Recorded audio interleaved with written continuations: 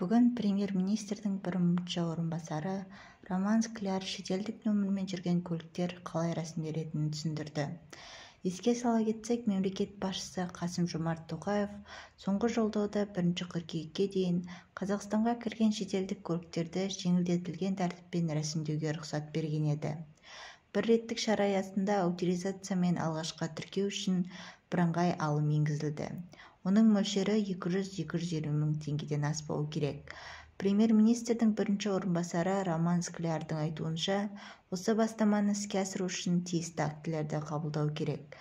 Мемлекет басшысы айтқандай, бірыңғай төлемнің мөлшері 200-220 мың теңге болады. Біз тиісті шешімді әзірлеп, нормативтік актілерді қабылдаймыз. Соның негізінде президенттің тапсырмасы орындалады. Әзірше тәртібі дайын емес. Кейін мемлекеттік органдар барлық ақпаратты таратады, деді ол журналистерге берген жауабында.